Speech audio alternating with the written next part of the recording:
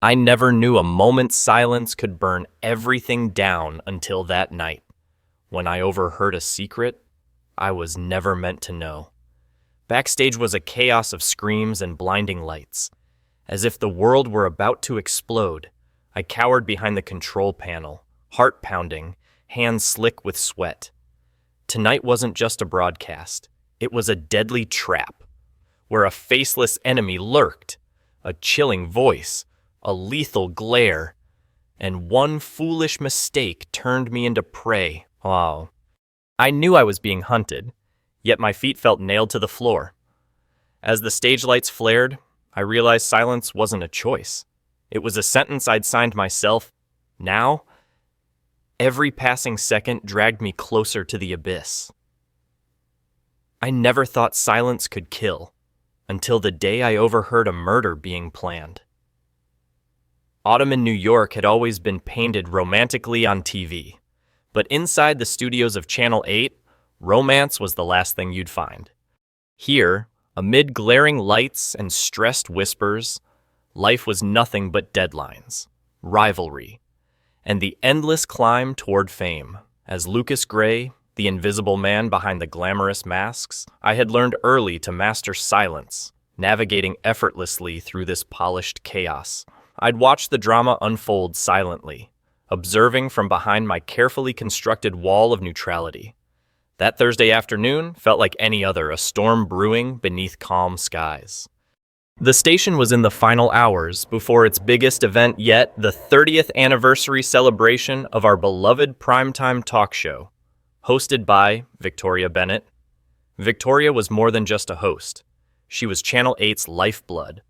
For 3 decades, she'd held an entire nation captive every night with her warm voice, comforting millions with a smile that carried both authority and grace. She was power personified, the gold standard. Behind the cameras, Victoria was equally commanding, though sometimes unforgiving in her perfectionism. Her mere glance enough to make a seasoned producer tremble. I was organizing my makeup tools meticulously, lining up brushes, sorting shades of foundation and blush, all tuned out from the frenzy beyond these walls. As usual, I was alone, just how I preferred it, until suddenly, footsteps echoed sharply down the corridor outside. The door swung open abruptly, and Emily Hart stormed inside, heels clicking rapidly against polished marble. A sense of urgency wrapped tightly around her elegant figure. Emily Young, brilliant, and dangerously ambitious, had become a star in her own right, hosting smaller segments, charming viewers, slowly emerging from Victoria's shadow. Yet she had always felt restrained, overshadowed, her ambitions repeatedly dismissed by Victoria's harsh, cold critiques, delivered with a sharpness that could strip confidence down to the bone. Without noticing me hidden by the mirrored vanity partition, Emily pulled out her phone, fingers trembling slightly. Her reflection stared back from the mirror, lips pursed into a cold, determined line. "It's tonight or never," she hissed into the phone, her voice a knife-edge whisper.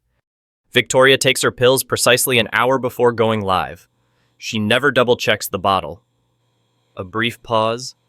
My heart stuttered against my ribs, my hand frozen midway in the air, clutching a sponge. Exactly. Just swap them out quietly.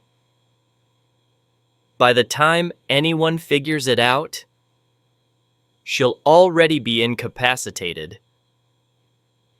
It'll seem perfectly natural, stress-induced, maybe an overdose. She paused again, exhaling a shaky breath. Trust me, this is the only way to finally break free. Victoria's days are done. My breath caught sharply, lungs tight. Emily's words were clear, precise, and terrifyingly sincere. This wasn't the ambitious but harmless rivalry I'd grown used to seeing daily. This was something cold, calculated, deadly. Emily ended the call abruptly, steadied herself against the countertop, and met her reflection's gaze directly. For a brief second, something like doubt flickered across her eyes, a vulnerability quickly buried beneath icy determination. I recognized that look, the painful hunger to be seen, to rise above mediocrity at all costs. Victoria had unknowingly sown seeds of resentment through years of subtle humiliations, each careless critique etching deeply into Emily's soul. Now, those seeds had blossomed into poisonous intent. Still oblivious to my presence, Emily straightened her blouse, collected herself, and exited swiftly. The door clicked shut behind her, silence returning heavily to the room. I sank down into a nearby chair, heart pounding uncontrollably, fingers numb. Thoughts raced chaotically, doubts gnawing at my rationality. Could I have misunderstood? Impossible. The details were too precise. The intent undeniable. Should I speak up? But then what? Confronting Emily meant throwing myself into the flames. I was just a makeup artist, easily disposable. Losing this job, my quiet sanctuary, meant risking everything I had built carefully over the years. Besides, hadn't I learned that silence was my safest ally? Yet, my conscience argued back furiously. Silence now was complicity. Wasn't it? The internal battle left me exhausted, drained of clarity. Finally, I pressed my palms into the cold countertop, steadying my shaky breath, the heavy perfume of Emily's betrayal still lingering. As I gathered myself to move forward, I knew I was stepping into darkness, deliberately blind, deliberately silent. Just then, the door swung open again. My pulse jumped violently, but it was only Victoria, the queen herself, entering with graceful certainty, confidence radiating from every measured step. She paused, eyes narrowing slightly as she took in my pale expression. "Lucas, you look as though you've seen a ghost," Victoria remarked lightly, sliding elegantly into her usual chair. "Please don't tell me something's wrong with the lighting again."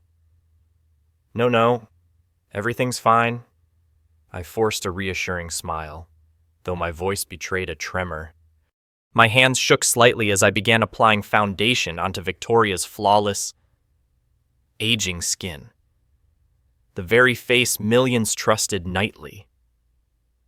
How could I warn her without risking myself? Victoria watched me quietly, eyes shrewd and penetrating. Her silence lingered, sensing something off, though she chose not to press further, dismissing it with practiced ease. "Emily seems unusually eager lately," she mused absently, eyes scanning through the day's script. "Ambition can be dangerous, Lucas. Keep your eyes open around that one."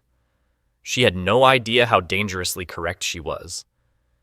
Victoria's gaze softened briefly, almost maternal. "I trust you more than anyone here. You know that, don't you?" Her words stabbed sharply into my conscience, guilt slicing deeply into my chest. "Of course, Victoria," I whispered, focusing intently on blending foundation, hiding my shame behind precise brushstrokes. As Victoria left moments later, unaware she'd soon drink a poison masked as medication, my pulse throbbed in my temples, each heartbeat echoing one cruel truth. She trusted me, and I was betraying that trust with silence. Alone once more. I stared into the vanity mirror, my reflection distorted by guilt and fear. I knew then that my choice had set something unstoppable into motion. And though I'd decided to stay silent, the tension gripping my heart told me clearly, this was only the beginning. After Victoria left the makeup room, I stood motionless, eyes fixed blankly on the vanity mirror, where only moments ago I'd silently betrayed the very trust she placed in me. My heartbeat hammered painfully against my chest, each beat a reminder of the devastating truth I now carried alone. Outside, life moved forward obliviously. Footsteps shuffled hurriedly down corridors. Voices rose in frantic excitement, and distant laughter punctuated the anxious tension hanging in the air. It was the biggest night of the year, the 30th anniversary broadcast, and every staff member at Channel 8 felt the pressure keenly. Everyone except Emily Hart, whose calm exterior hid a dangerous resolve that only I knew about. I stepped out into the corridor, each footstep heavier than the last. Before I'd even walked 10 feet, Marcus, a young production assistant whose ambition was matched only by his nervousness, nearly collided with me. "Lucas, Emily's looking for you. Something urgent about her makeup." A chill snaked down my spine. Was this an innocent request? Or Emily's way of cornering me? Testing whether I'd overheard her sinister plan, my mouth grew dry, but I simply nodded. "I'll handle it." Marcus darted away, leaving me alone once more with my burden. I took a deep breath, forced myself into composure, and headed toward Emily's dressing room. Each step echoed loudly in my ears, my pulse quickening as the door loomed closer. Emily sat poised before her mirror, perfectly composed, her calm facade terrifying in its perfection. Her eyes, cold yet searching, locked onto mine through the reflection, scrutinizing every subtle expression. "Lucas?"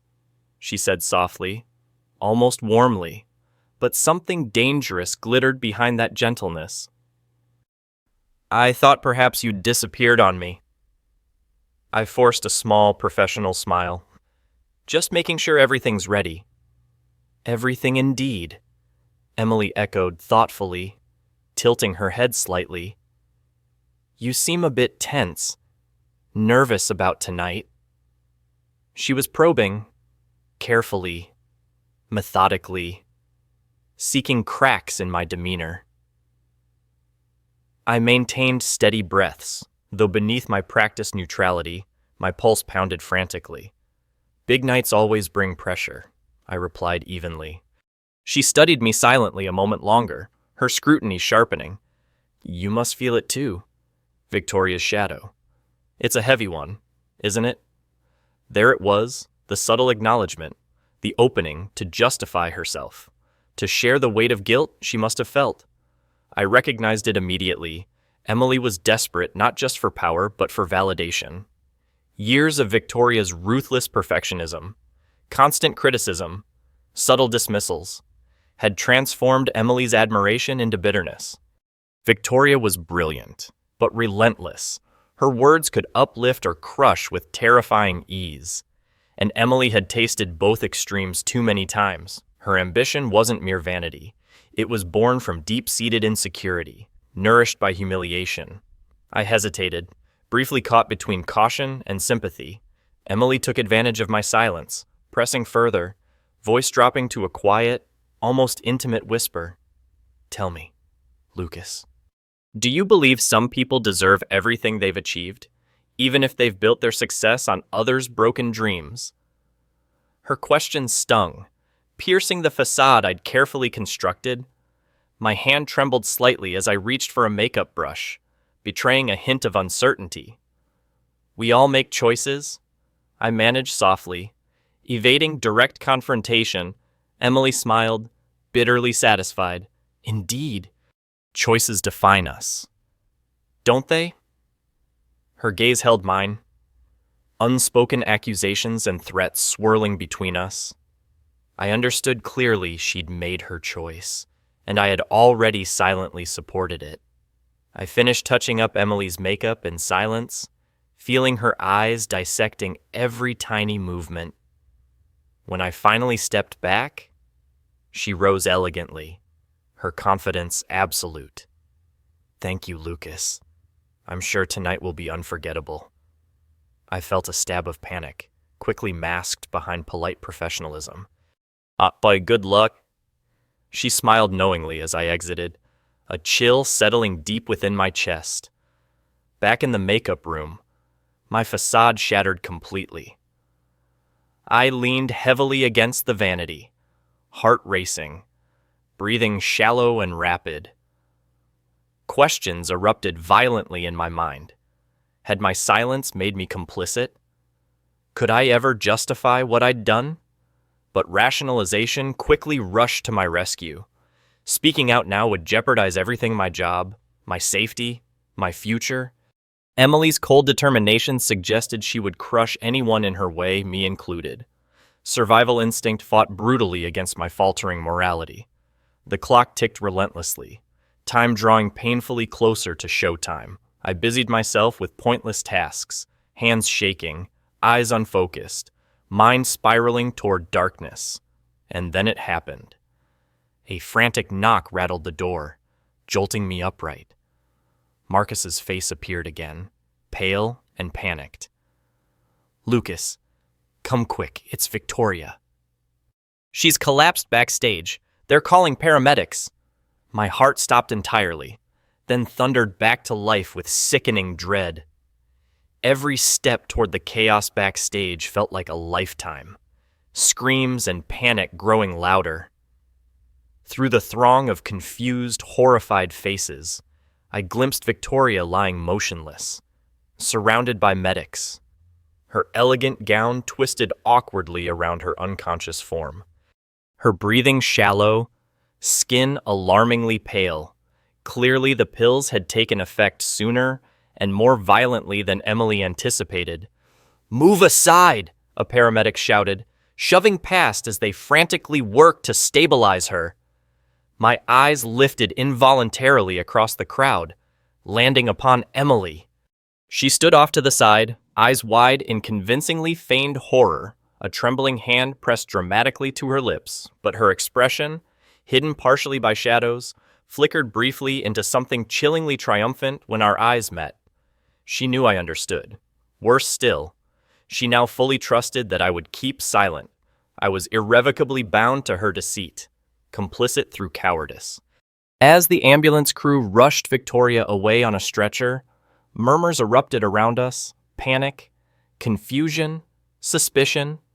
Channel 8's biggest night was already unraveling into disaster. Emily stepped forward gracefully, instantly seizing the initiative, her voice calm and commanding amidst chaos.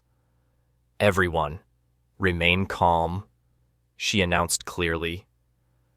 The show must continue. Victoria would demand nothing less. People turned toward Emily instinctively, searching desperately for leadership in crisis. And in that moment, Emily's transformation was complete, her ascent to power brutally solidified by tragedy. I stood frozen at the edge of chaos, watching helplessly as the scenario Emily had meticulously engineered unfolded perfectly. My heart sank deeper, heavy with guilt, dread, and something darker, an unsettling realization that silence had made me both victim and accomplice. Yet, as Emily glanced at me once more, her eyes narrowing slightly in warning, I understood the terrifying truth: my silence had become my prison. And prisons, once constructed, rarely allow escape. But something darker was coming. Something I could never have anticipated. And it would soon threaten everything we both sought to protect.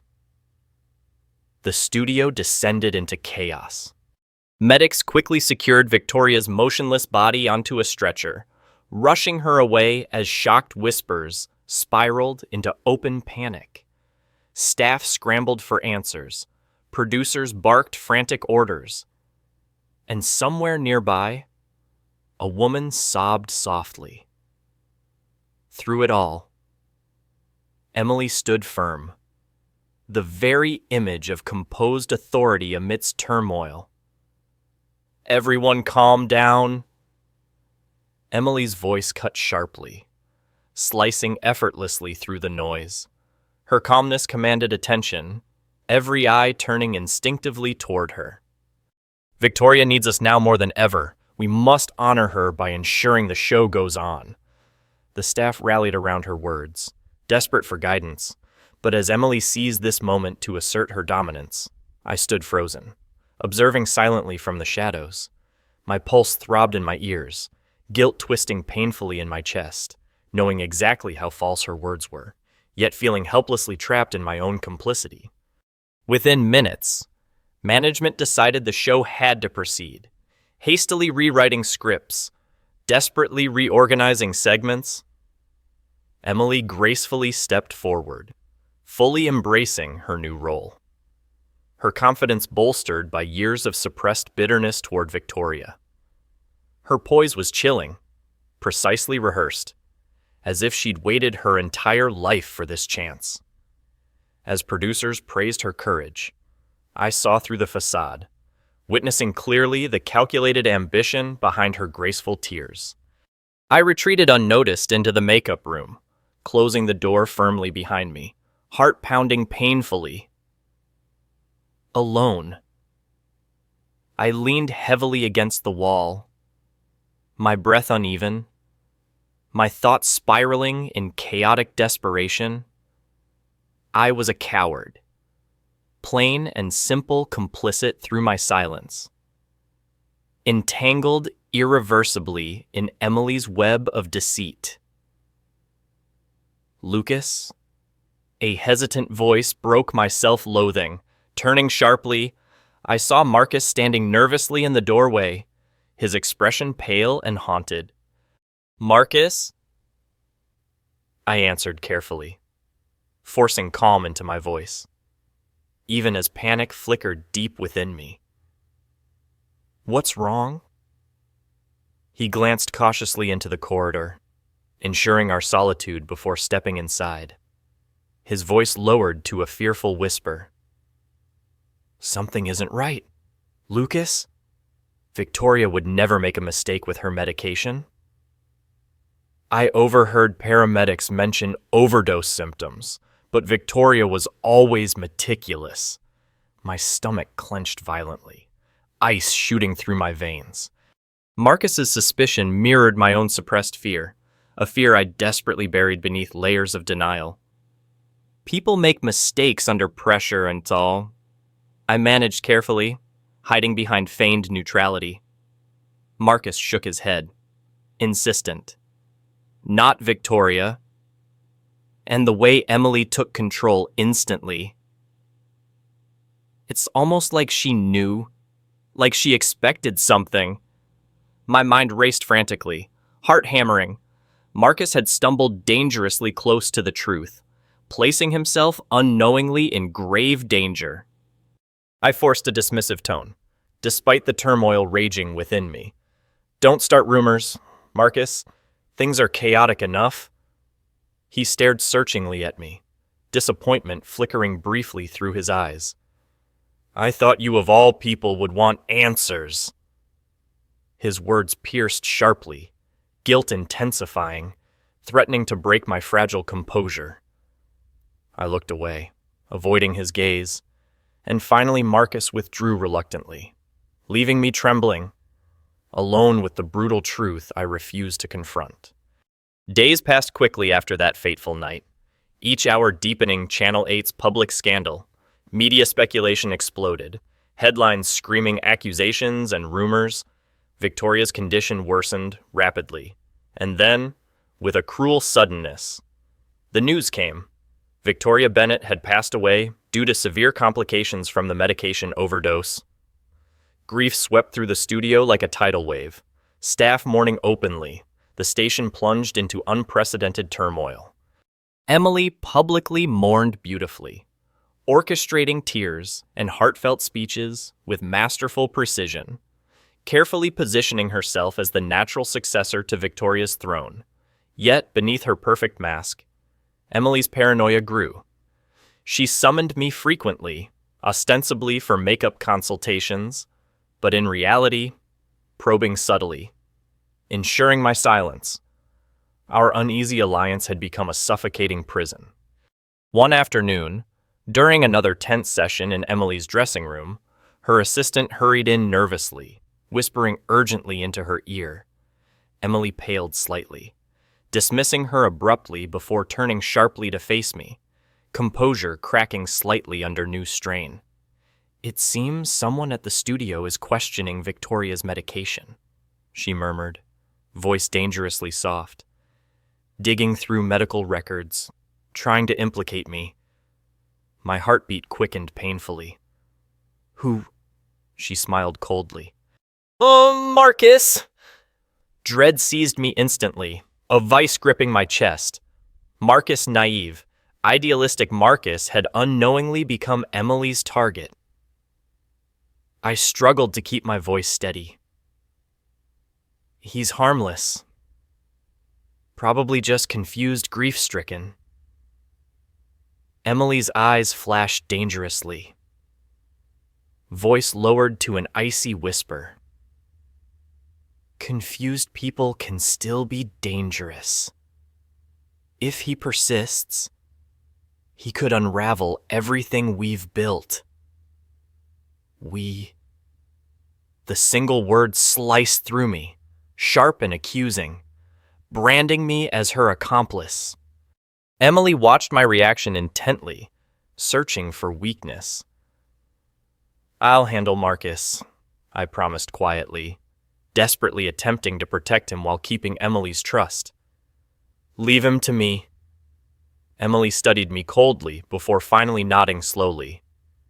"Do it quickly, Lucas, before he forces me to take matters into my own hands." That night, I confronted Marcus privately, pleading desperately for him to stop digging. His face fell, disbelief hardening quickly into anger. "You know something, don't you?" Marcus demanded sharply, betrayal flooding his features. "You've known all along?" I struggled desperately for words, truth strangled painfully in my throat. "Marcus, please. For your own sake, just leave it." But Marcus shook his head, voice trembling with outrage. "Victoria trusted you. You're supposed to be better than this." He turned sharply away, disappearing into darkness. My heart sank deeply, knowing his refusal would force Emily's hand and mine as well. Hyundai's Sar. Marcus's termination was announced abruptly. Officially. He'd violated company confidentiality. Unofficially. Everyone knew better.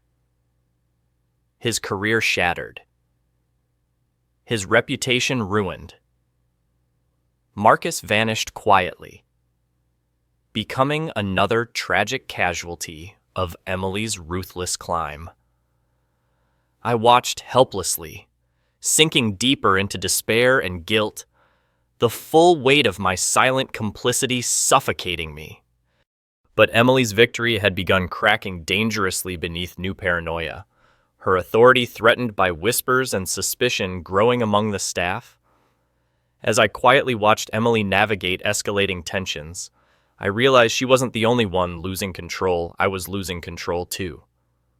Trapped by guilt, manipulated by fear, I'd become someone unrecognizable, someone willing to sacrifice innocence to preserve my fragile security. Yet, deep inside, a voice whispered urgently, insisting that secrets couldn't remain buried forever. Truth had its way of clawing painfully into the light, destroying everyone in its path. And as Emily's power trembled precariously, I understood a terrifying reality. I'd soon be forced to make another impossible choice: remain safely silent, or risk everything to finally confront the darkness I'd helped create. The aftermath of Marcus's abrupt dismissal sent a chilling wave through Channel 8. Conversations turned hushed, wary glances exchanged cautiously as suspicion coiled itself tightly around everyone's interactions. Emily had secured her position at the peak of power, yet she was more isolated, her every step shadowed by paranoia. Days turned into weeks, and I sank further into my silent complicity, the weight of guilt steadily pressing down on my shoulders. Despite the turmoil within, outwardly I thrived. Emily ensured my status grew quietly behind the scenes, rewarding my continued silence with subtle increases in authority, better projects, and growing prestige. But every favor she granted felt tainted, every success bitterly hollow, a reminder of the soul I'd traded away. The public. Meanwhile, mourned Victoria deeply, grief quickly evolving into outrage. Social media brimmed with conspiracy theories, accusations swirling that Channel 8 had sacrificed Victoria for ratings or scandal. Under relentless scrutiny, the station suffered heavily. Emily managed the crisis brilliantly in public, speaking gracefully of her late mentor while privately tightening her grip, punishing any whisper of dissent ruthlessly behind closed doors. Yet even Emily wasn't invulnerable. Each day she summoned me to her dressing room, less for makeup and more for reassurance, her eyes searching mine anxiously for signs of betrayal. "Lucas?" she whispered one evening, fingers shaking slightly as she adjusted the hem of her silk blouse. "Do you think they suspect?" "They," I asked carefully, aware that paranoia had begun clouding her judgment. She swallowed, forcing composure. "Everyone? The producers? The executives? Even you?" Her words caught me off guard, the raw vulnerability beneath her icy mask startling. Emily had always been ruthless, coldly in control, yet here she stood, exposed, frightened, dangerously unpredictable. "No one suspects," I lied smoothly, maintaining careful neutrality. "The stress is getting to you. Relax. They admire your strength." Emily's eyes flickered doubtfully, then hardened again. "Strength," she repeated softly, bitterly. Such an exhausting facade. I felt an uncomfortable twinge of sympathy despite myself. Emily had become a prisoner, just as much as I had trapped by ambition, fear, and deception. In a twisted way, we shared the same fate, bound by mutual complicity. Yet the fragile balance I'd maintained suddenly shattered a few days later. Arriving early at the studio one morning, I discovered an envelope tucked beneath my makeup kit. Heart thundering anxiously, I pulled out a note written hastily, anonymously. "I know what Emily did. I know you're involved. Meet me tonight at the studio's loading dock at midnight. It's your last chance to do what's right." My hands trembled violently, my mind exploding with chaotic panic. Who else knew the truth? Who could have uncovered our secret? Fear constricted painfully in my chest. I couldn't afford to lose everything now. I quickly hid the note deep in my pocket, paranoia gnawing relentlessly. That night, against every instinct of caution, I found myself moving through shadowy corridors, heart pounding. The loading dock was dark, quiet except for the distant hum of traffic. A figure stepped forward slowly into the dim light. Marcus, eyes hollow, face etched with betrayal. "Marcus?" I whispered sharply, shocked to see the man whose life Emily had destroyed. "You came," he said quietly, voice weary, defeated. I wasn't sure you would." I hesitated, uncertain of how to respond. Marcus shook his head bitterly, understanding clearly my indecision. "You've benefited nicely from her crimes, haven't you?" he asked accusingly. "Do you sleep well at night?" "Lucas?" His words stung harshly. Shame burned hotly inside me. "Marcus, I'm sorry for what happened to you, but there's nothing more I can do." "There is," Marcus insisted desperately, voice breaking. "Come forward. We both know the truth about Emily." About Victoria, I found a recording, the original phone call Emily made, the one detailing her plan. It's undeniable proof. My pulse spiked dangerously, breath hitching painfully in my throat. A recording evidence powerful enough to destroy Emily's empire, but also my own carefully constructed facade. "I can't," I whispered, voice trembling. Emily would destroy us both. Marcus's eyes filled with anguish, disbelief morphing quickly into disgust. You're already destroyed. You just don't see it yet. Without another word, Marcus turned abruptly, disappearing again into the darkness, leaving me alone, trembling beneath a wave of crushing despair. Returning to the studio next morning, paranoia gripped me tighter. Had Marcus shared the recording? Had Emily already learned of it? Fear twisted sharply, gnawing relentlessly at my nerves. My questions were swiftly answered when Emily summoned me abruptly that afternoon. Her dressing room door closed ominously behind me, sealing us both with intense silence. "You met Marcus last night," she stated bluntly, eyes narrowed dangerously, devoid of warmth. My heart skipped, dread coiling tightly. "He asked me to meet him," I admitted quietly, sensing that denial was pointless. "He claims to have evidence." Her fingers clenched tightly around her makeup brush, knuckles whitening sharply. "He's bluffing." I shook my head, voice dropping lower. "He mentioned recording a phone call of yours detailing the entire plan." Emily paled slightly, composure fracturing visibly. Her voice trembled slightly with barely restrained panic. "And where is this recording now?" "Marcus still has it," I answered cautiously. "But I don't think he shared it yet." Emily inhaled sharply, eyes blazing coldly. "Then we have time. You need to convince him to surrender it, to destroy it. Or else, Lucas, I promise you, if I fall, you fall even harder." Her threat sliced deeply, fear gripping me again. "I'll try."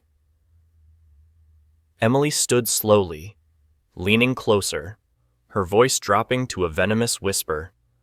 "Don't try. Succeed." That night, driven by desperation and fear, I attempted one final meeting with Marcus, pleading desperately for him to abandon his revenge. He refused coldly, disgust and disappointment burning through his gaze. "It's too late, Lucas," Marcus replied bitterly. "The truth will come out, with or without you." Less than 48 hours later, breaking news flooded social media. Marcus had been involved in a devastating car crash, critically injured, his apartment suspiciously burglarized, the alleged evidence missing. I read the news in sickened horror, grief and guilt twisting painfully. Emily had made good on her silent threat, silencing Marcus permanently. That evening, alone in the makeup room, hands trembling uncontrollably, I stared blankly at my reflection, distorted, unrecognizable, the face of complicity staring cruelly back. Emily had won. Again. Ruthless and unstoppable. Yet, beneath my despair, anger slowly stirred a powerful, dangerous resentment toward Emily, toward myself, toward the silence I'd allowed to destroy innocent lives.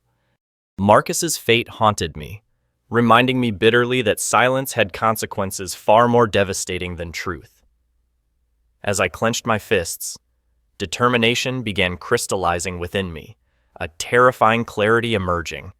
The only way to end this nightmare was to face it directly, to finally shatter the silence, no matter the cost. But I also knew clearly the moment I confronted Emily openly, I'd unleash chaos risking not just my career, but my very life. Yet, at late, I realized something crucial. Silence was no longer my protection. It had become my greatest enemy. And the only way out now was to confront Emily directly, before silence consumed everything left of who I was. The months that followed Marcus's tragic end marked a chilling shift behind Channel 8's dazzling fade. Emily, now firmly established as the network's leading face, reigned publicly with grace and warmth. every smile carefully rehearsed, every gesture effortlessly charming. Yet beneath her polished veneer, Emily had become my prisoner, bound in invisible chains, forged from the evidence Marcus had left behind. The evidence now safely concealed in my possession. The shift in power hadn't come easily.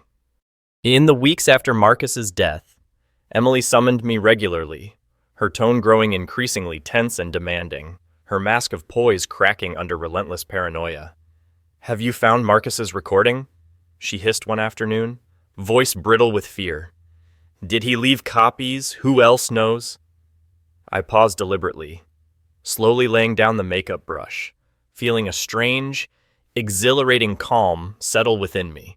Her panic, once intimidating, now amused me. How fragile her authority seemed now, how vulnerable. "It's secured," I replied quietly, maintaining perfect composure. "Safe." Emily froze, realizing instantly what I'd implied. You have it." Her voice was barely audible, her eyes wide, haunted. I nodded slowly, never breaking eye contact, my pulse steady, controlled. "I do?" She drew a sharp, trembling breath, eyes darkening. "Are you threatening me, Lucas?" I leaned in closer, my voice low, decisive. "Consider it protection for both of us. After all, if you fall, we both know you won't go down alone." Her expression twisted painfully, a mixture of fear, anger, and grudging respect. Finally, she nodded slowly, silently acknowledging my control. From that moment, the dynamic between us changed irreversibly. I was no longer her subordinate, but her shadow master, pulling invisible strings behind every public gesture, every carefully scripted speech. Gradually, I learned the delicate art of power. I watched quietly as producers, executives, and even Channel 8's board members began to look to me, not Emily, for approval. Meetings paused for my silent nod. Production changes hinged quietly upon my discreet recommendations. My voice, though rarely raised publicly, became the unspoken law. Emily's status, once unshakable, had been reduced to mere performance, a beautiful puppet on invisible strings I controlled completely.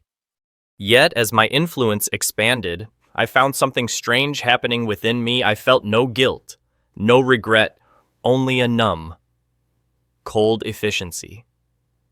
Marcus's death had extinguished the last flames of remorse, replaced by a ruthless determination never to become a victim again. Silence had once trapped me, but now it had become my most powerful weapon. Still, whispers of suspicion lingered within the station, casting long shadows over every corridor. I became acutely aware of the wary glances and whispered speculations behind my back, people sensing a hidden truth, yet unable to name it. Colleagues disappeared quietly, sudden resignations, unexplained demotions, small punishments inflicted on anyone who showed even a hint of doubt or defiance. One rainy evening, Emily appeared quietly at my dressing room door, looking pale and defeated. Her eyes were rimmed red, exhaustion etched deeply across her face. I can't do this anymore," she whispered, her voice ragged. "Please, Lucas, release me from this." I studied her silently, feeling a strange mixture of pity and cold contempt. "You created this situation, Emily, not me. You're only facing the consequences of your own ambition." She shivered, shaking her head bitterly. "I never wanted it to go this far." "But it did," I replied coldly. "And now you must continue performing beautifully, flawlessly, until I say otherwise." She stared helplessly, tears brimming in her eyes. I'm losing myself. I felt nothing at her words, only the distant recognition of my own loss. Then find yourself in the lie. It's all you have left. Emily nodded slowly, shoulders slumped, and quietly withdrew, leaving me alone with the weight of absolute control. Yet beneath the calm certainty of my power, I sensed something hollow deep within me, a darkness growing steadily. I'd won everything, but at what cost over the next months? The station flourished outwardly. Ratings soared. Scandals faded into distant memories. And new shows launched with spectacular success, all under my invisible guidance. Emily remained Channel 8's beloved star. Radiant in public, yet hollow-eyed and broken behind closed doors. Late one evening, as I prepared to leave the studio, I noticed an envelope placed discreetly atop my makeup table. A chill raced through me, memories of Marcus's fateful message flashing vividly through my mind. Carefully, cautiously, I opened it, pulling out a single typed note. I know your secret. Silence never stays silent forever. My heart skipped violently, adrenaline surging through my veins. Who else knew had Emily betrayed me? Desperate to reclaim her freedom, was someone else quietly watching, waiting for the perfect moment to expose everything suddenly. The security I'd built through secrecy and control felt dangerously fragile.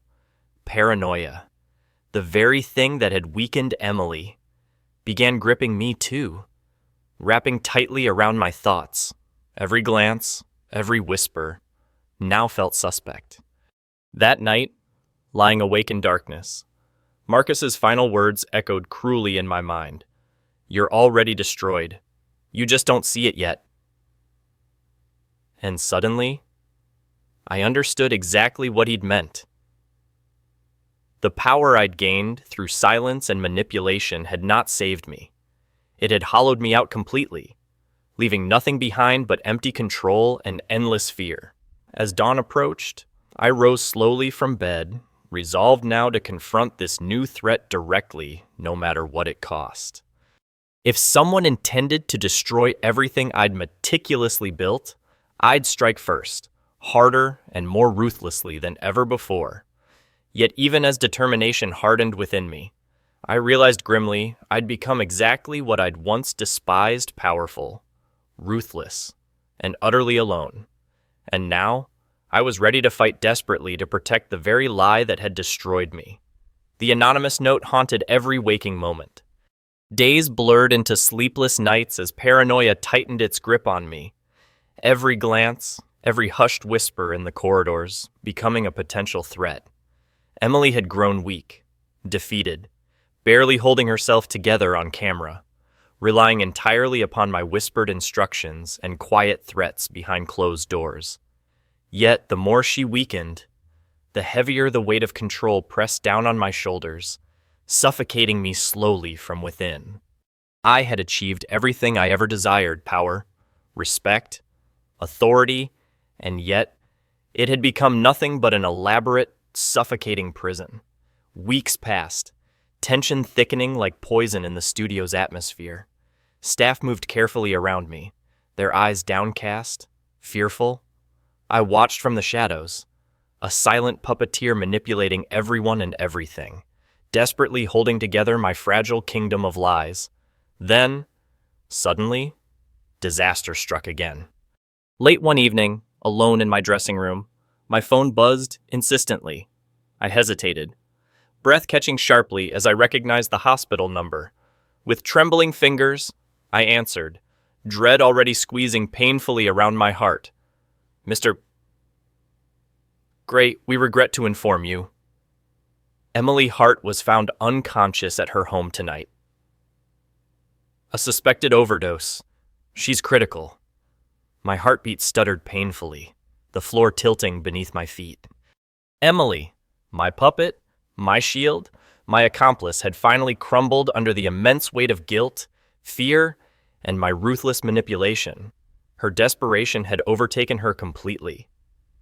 Within hours, the news spread rapidly. Emily Hart, the beloved face of Channel 8, had suffered a tragic overdose. Her survival uncertain. Once again, scandal erupted, and speculation exploded across every media outlet. Channel 8 plunged into crisis. Now, without Emily as a buffer, all eyes slowly turned toward me. Questioning silently the quiet man who'd risen so effortlessly behind the scenes, producers began cautiously probing. Executives whispered suspicions openly. My carefully woven facade began to fray rapidly, revealing tiny glimpses of the dark truth lurking beneath. One evening, as I sat silently in my dressing room, mind racing chaotically, there was a soft knock.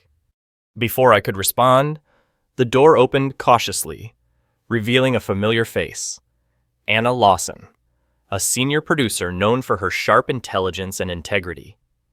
"Lucas," she said quietly, eyes sharp, guarded. "We need to talk." My pulse quickened, anxiety tightening painfully. "Anna," I acknowledged cautiously, voice carefully neutral. "What is it?" She stepped inside slowly, shutting the door behind her. Her gaze never wavered, fiercely intelligent, piercing deeply into my carefully guarded expression. "I know," she stated quietly, clearly. I swallowed hard, throat dry, heart pounding. "Know what?" "Everything," Anna replied calmly, with a certainty that left no doubt. "Marcus trusted me. Before he died, he sent me copies of everything. The phone call, Emily's confession, your involvement." Panic surged violently, a dizzying wave threatening to overwhelm me. My voice shook slightly despite my efforts at control. "Anna, this isn't what you think. It's exactly what I think." She cut me off sharply. Her expression was sad, disappointed rather than angry. "You've manipulated and destroyed lives. Victoria, Marcus, Emily. They all trusted you. And you betrayed them all." Her quiet condemnation stung deeply, tearing open the wounds I'd long denied. My mouth opened helplessly, no excuses left to defend me. She stepped closer, voice lowered almost to a whisper. "I haven't shared it yet, but I will, unless you end this yourself." "What do you mean?" I asked shakily, breath catching painfully. Anna's eyes softened slightly, revealing sorrow beneath her stern demeanor. "Resign quietly. Leave the station. Disappear. End this without dragging everyone else down with you." I stared silently, stunned by the simple finality of her offer. Walk away from everything I'd built, abandoning the power I'd sacrificed everything to achieve. Yet even as panic and resistance surged instinctively, I recognized something undeniable. Anna was right. I had nothing left here but lies, paranoia, and endless fear. My empire had become my tomb, burying me alive beneath guilt and silence. Days later, the official announcement quietly appeared. Lucas Gray, beloved makeup artist and longtime staff member at Channel 8, was stepping down, moving on to new opportunities. I slipped quietly away. No fanfare, no goodbyes, simply disappearing into anonymity. But escaping the public eye brought no relief.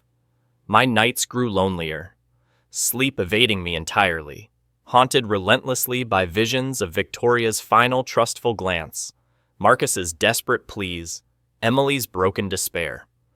Each shadow whispered accusations, each silence deafening. A constant reminder of my devastating betrayal. Months passed slowly, news occasionally filtering through. Emily had survived but left permanently damaged, her career shattered, reputation destroyed.